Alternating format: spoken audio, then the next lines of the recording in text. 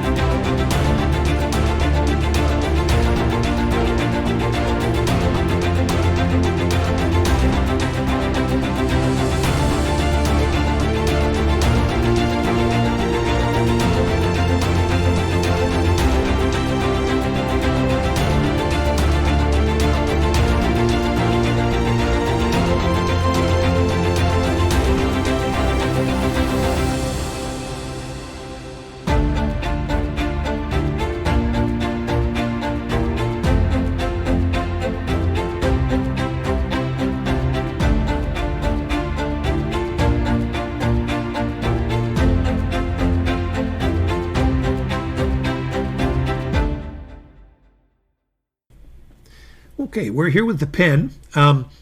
It came in a wrapped box, if you will, the typical Visconti paper box, but it's in this clamshell casing. When I bought it at the auction, it came with this, so it's got its original packaging, which is always very nice to have, because this is a circa late 1990s, I believe. It comes with their certificate of authenticity, with the description of the pen itself, and it's the Kaleido Yellow Aurora, or Dawn, I guess is the English translation for that. Here's in the clamshell you have its original paperwork. I'm not going to bother unwrapping that. It's even got a little, kind of a little pamphlet showing how the clip works, and we'll get to that in a second. Here is the pen, and I even have the original price tag. So very nice. We'll put that aside, and we'll take a closer look at this pen. It's a real gem, folks, I got to tell you. And it's a Visconti that you can get at a reasonable price. First of all, the first thing to notice is this resin, or this acrylic. It's what they call an acryloid. In other words, it's acrylic with white swirls of celluloid. Very, very nice. It's got some chatoyancy that's, hopefully it's being picked up by the camera there.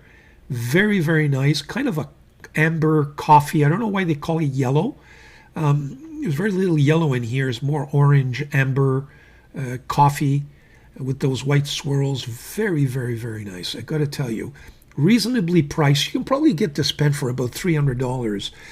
I've seen it. And so that's the first thing to note, is this beautiful acrylic that it comes in.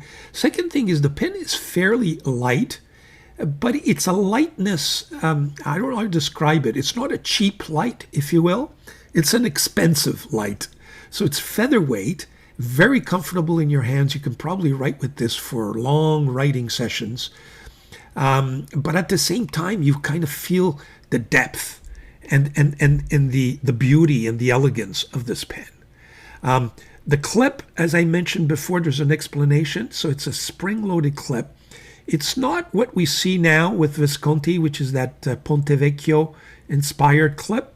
It's one of the older pens have this, and maybe some even of the newer pens. It's got a middle band there with Visconti Firenze written on it right there. Here you have it. By the way, well integrated, not a problem here at all. You can see the build quality is Visconti quality. There's Visconti Firenze on this very nice finial, and you've got another gold button finial there. So there you have it. Beautiful, beautiful pen. I must say, the moment I opened that box, I realized I had something very, very nice in my hands.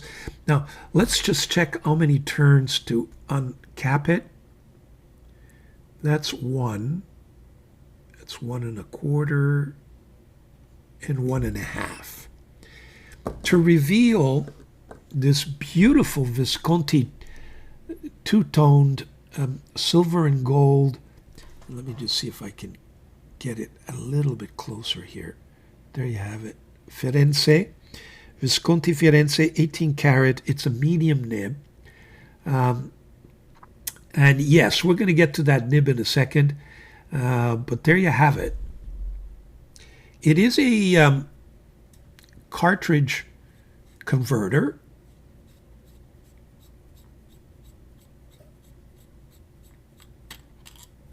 It's a Visconti cartridge, a Visconti branded converter. Now, one thing I noticed is these little rings kind of sit together and may came off. I find a pain. I don't know why they did that. It's, I guess, to give you that sense of, a triple line there. But you got to be careful because you can lose them. So, but no big deal. When you tighten it all up, those rings just kind of tighten up. There you have it. Very, very nice. Reminds me a little bit of my Santini, and we'll take that pen out in the comparisons, but doesn't have the girth of the Santini, but certainly the size. And we'll take a look at the size in a second. Very, very comfortable. As you can see, the section, it's about 11, and going down, and then you've got that flare. I always like pens with flares like that because your fingers stay there and are not tempted to go onto the nib, get all inky fingers. So there you have it. Very, very comfortable, got to tell you. And it's a decent size pen. Now, if you want to post it, it posts securely and very nice, and it's not back weighted at all, given that the pen has that lightness to it. So very nice. It gives you a different writing experience when it's posted. So for those of you who wish to post or need to post, well, it's certainly postable. So there you have the pen. Beautiful. Visconti. Let's do some pen and size comparisons. We'll do measurements, and then we'll do that writing sample. Be right back.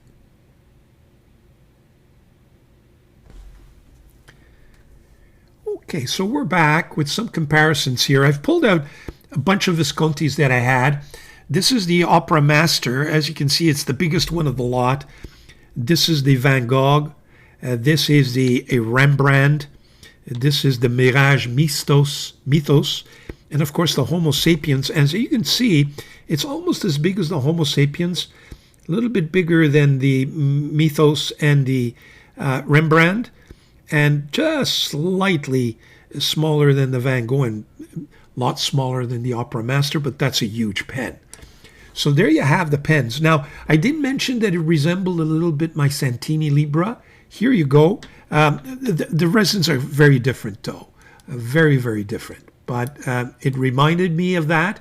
But when you look at the details, you can tell that they're very different. So what we'll do is we'll uncap these beautiful pens and be right back. Okay, we're back with the pens uncapped and unposted, and as you can see, fairly good size. Fairly good size. I would say to you comparable to the, maybe even slightly just a few, not even. I think just as big as my Homo sapiens, bigger than these two. Also probably a little bit bigger than my Van Gogh as well, but falls short of the Opera Master, which again, I repeat, is a huge, huge pen. One thing I wanted to show you perhaps is just a close-up of these nibs and mention to you right away that over the last 2 years, I would say I've kind of changed my opinion on what I think is a myth. Let me just, okay, yeah. We always hear about the inconsistencies and the bad things about these Visconti nibs. I think they got a bad rap for nothing. I've got a feeling, and I mean, this is not scientific, I haven't researched this, but my own perception of things is that when they came out with the Homo sapiens with that palladium 24 palladium, I forget what they call it, but the special nib, that nib was a disaster. And because of that nib, they've gotten a bad rap. I don't have that nib, but I can tell you that the nibs, going from the steel nibs in these three to this 18 karat here, I've got an 18 karat there and an 18 karat there. These nibs are exquisite. And they came right out of the box writing perfectly. And I think they've gotten a bad rap. So, given my experiences, I'm not going to hesitate any longer to buy more Visconti pens, so long as I think we should avoid that 24 palladium and that big nib. I forget the exact name, but I think you folks know what I'm talking about. So there you have it. But we'll see how this beautiful pen writes in just a few minutes. Let me go back and we'll show you these pens posted. Here are the pens posted, and as you can see, the subject pen is more than comfortable, a little bit lengthy. Sometimes we measure posting by the length of it and say, well, it's nice and big, but it can't be too big, right? So I find that when the posting is, the pen is nice and short or much shorter, you probably have an advantage there, is because you can post without unbalancing the pen at all. But as I mentioned, because it's light, because that acryloid is very light, it doesn't affect at all, I think, the writing experience. So there you have it. That's the pen and size comparison. What we'll do is we'll put up some measurements and then get to the writing sample.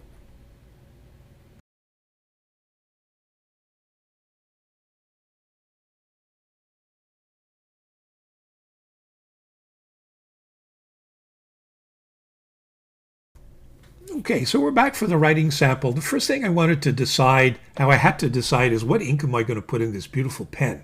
So what I did is I pulled in brown inks that I had in my repertoire, and I said to myself, okay, let's swatch some brown inks. And I swatched a Waterman Absolute Brown, and you can see it's very dark, in fact, almost turning into the purplish. Hero Brown, it's a Chinese ink, same thing. Then I have the Dieman Autumn Oak. There's also the Dieman 160 Anniversary Rosewood and the Leonardo Sepia. And at the end of the day, I ended up choosing Autumn Oak. I think the Autumn Oak is very, very nice because there is a little more of an orange tint to that brown ink. So I've gone with that. And here is the bottle. Autumn Oak. So we'll go with that. In terms of paper, well, let me set up and get the notepad in there. The notepad I'm using is a Tomoe River original. It's a notepad. Okay, so Tomoe River paper. Let's see what this pen will do for us. So this is the Visconti, yeah, perfect choice of ink. Voyager I've heard it also called Midnight Voyager. And then it's the Kaleido.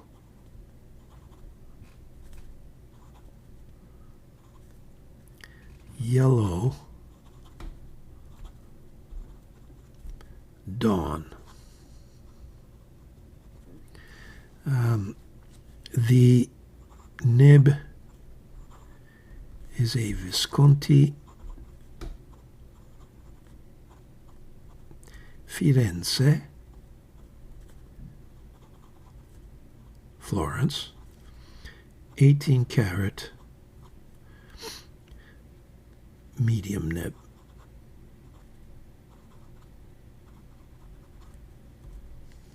Okay, the ink is Dieman,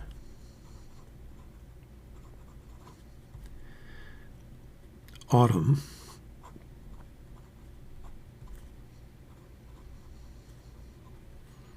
Oak.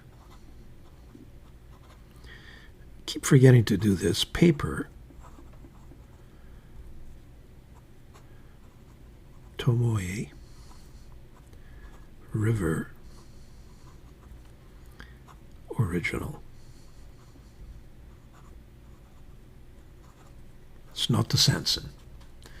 Okay, as you can see, that ink has got kind of a very nice shading. It goes from a brown to an orange, lighter, and it's got different shades of that mixture, which I think works well with this pen. Okay, so in terms of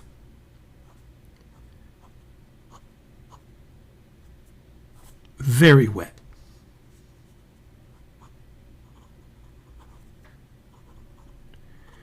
Does it have some spring to it? It certainly does. Not as if you get some line variation as a result of it, but it just gives you this very soft and kind of springy writing experience. In terms of constant and consistency,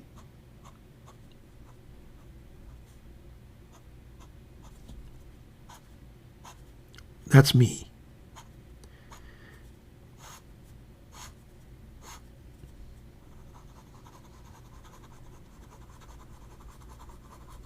Fast writing, not a problem. So very constant. Reverse writing, not the greatest writing experience, I would say to you. But you get an almost triple fine writing experience. I would not recommend it. There you have it. Now, likes, dislikes.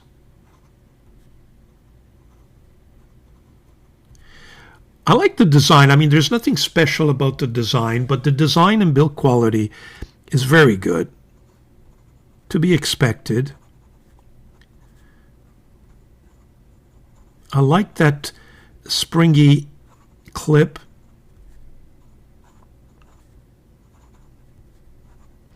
Like the material, this acryloid that they refer to. It makes it light and comfortable. So I like the comfort of the pen. And I like that 18 karat nib. Now, dislikes, well, some people might say that it's too light of a pen. Personally, I think it's an advantage, but people who are used to a little bit more weight may not enjoy that. I mean, I'm not sure it's the greatest idea to have these rings, separate and at the risk of losing. So the rings may bother some people, but the advantage of that is that it gives you the sense of having triple bands, if you will. Okay. But other than that, I really can't think of anything else negative. Even the price for the quality of the pen at around $300, I think is a reasonable price for that kind of quality and an 18 karat nib. Is it a go-to pen? Yes, I would give it a 9.0 on 10 for the go-to. Kind of a flashy color, and some people may not like that in terms of a boardroom scene or that sort of thing. So there you have it. A pen that I would definitely recommend. Now, I know it comes in different colors and patterns. This is the one that was on sale. That's me. At the auction. So, and you know what? It suits my purposes. I think it's in the end of the day, I think it's a really nice color. So, there you have it. There you have it. Very, very nice. Recommend it. The Visconti Voyager. There you go. I hope you enjoyed that. Another Italian pen. They're just not Chinese pens in the world. Very nice pen. Very nice pen. I don't regret at all the purchase from North American Auction. Did I overpay? Maybe, when you calculate everything. But it's a nice pen. I think I enjoyed it very much this week. I wrote with it all week. And I must say, a great writing experience. And again, it's given me hope. Not hope, but I completely changed my mind about Visconti. So from now on, they're on my list. I follow several auction sites, and if I can see any Viscontis with these nibs on sale, I'm going to go for them from now on. Why not? And we'll make my Visconti collection bigger and nicer. There you have it. Please subscribe if you haven't already. Doesn't cost you a thing. You just subscribe, and if you don't like me anymore, or don't like what I say, or don't like what I do, you can always unsubscribe. It doesn't cost you a cent. So there you have it. And enjoy your pens, folks. Enjoy your summer, and be well. See you soon.